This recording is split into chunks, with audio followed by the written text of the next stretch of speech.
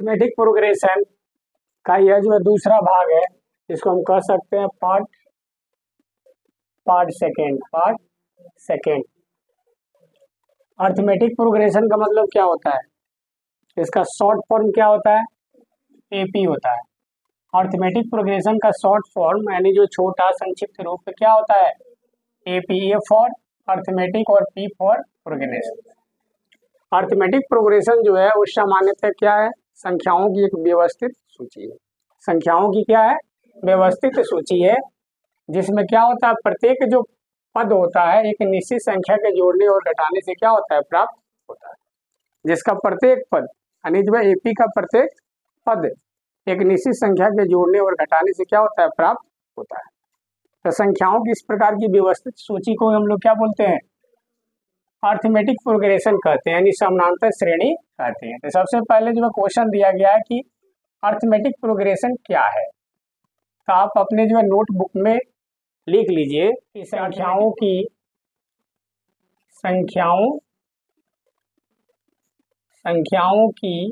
एक ऐसी सूची जो एक निश्चित संख्या के जोड़ने एवं घटाने से प्राप्त होती है, उसे क्या कहते हैं, एपी कहते हैं। उसे एपी कहते हैं। संख्याओं की एक ऐसी सूची जो एक निश्चित संख्या के जोड़ने एवं घटाने से प्राप्त होती है, उसे हम क्या कहते हैं, एपी कहते हैं। तो पहला सवाल का तो जो आंसर हो गया कि संख्याओं की एक ऐसी सूची जो एक निश्चित संख्या के जोड़ने एवं घटाने से क्या होती है, प्राप्त होती है, उसे हम क्या कहते हैं, एपी कहते हैं, अरिथमेटिक प्रोग्रेशन। एग्जाम्पल सच जैसे एग्जाम्पल हम देखें 2, 4, 6, 8, 10। तो एपी का जो है क्या है, एग्जाम्पल है, जिसमें यदि हम देखें तो प्रत्येक पद में कितना का अंतर है, 2 का।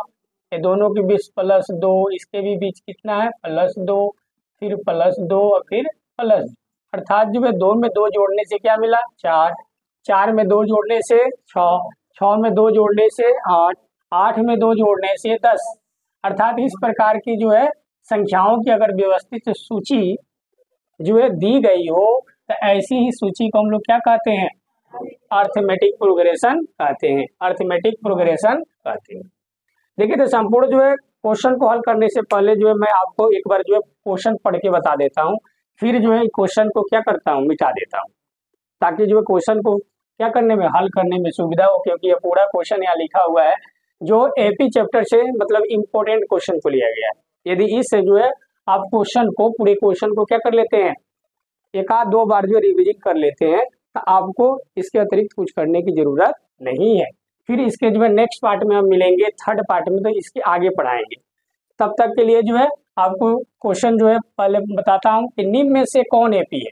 पहला जो है क्वेश्चन दिया गया है कि निम्न में से कौन एपी है। तो इस क्वेश्चन को पहले कर लेते हैं, क्योंकि थोड़ा जो है जल्दी बन जाने वाला है। जैसे देखिए -4 के बाद कितना है, -6, फिर -8, -10। अर्थात प्रत्येक जो है पद में क्या किया गया है, 2 संख्याओं -2 यानी 2 संख्याओं की कमी की गई है। 2 संख्याओं की क्या की गई है, कमी।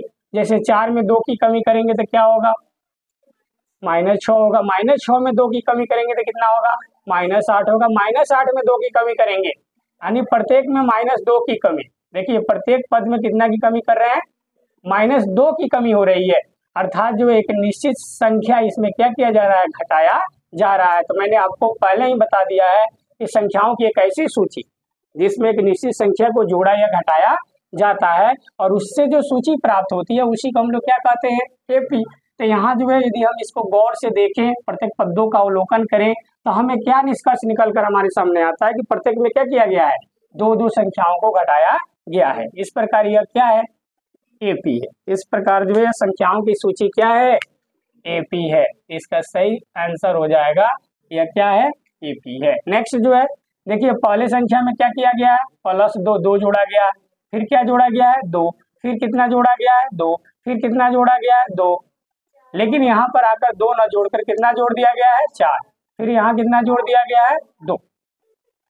देखिए जो यहाँ तक जो है संख्याओं में जो है एक निश्चित पद को जोड़ा गया था, लेकिन यहाँ आने के बाद जो है थोड़ा सा गलती हो गया है कि संख्याओं में क्या जोड़ दिया गया 2 की जगह 4, इसलिए संख्याओं की सूची एपी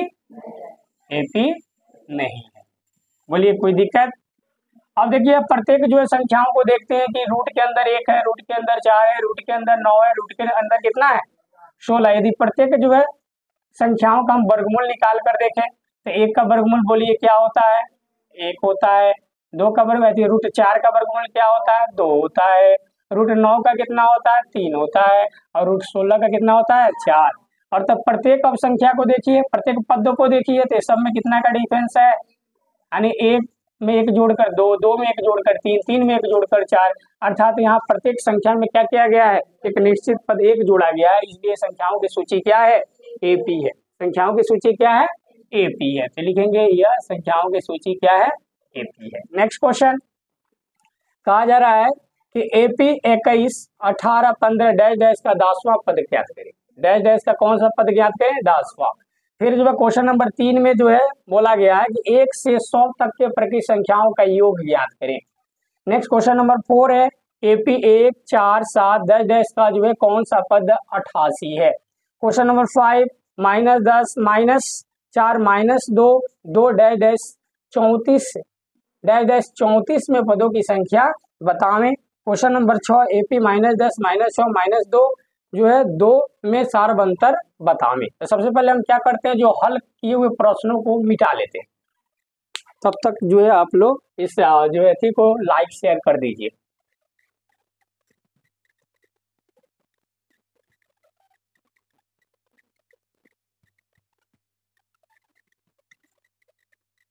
चलिए तो क्वेश्चन नंबर आप 2 करते हैं। क्वेश्चन नंबर 2 करते हैं, ठीक है। क्वेश्चन नंबर 2 तो सबसे पहले हल लिखेंगे, ठीक है।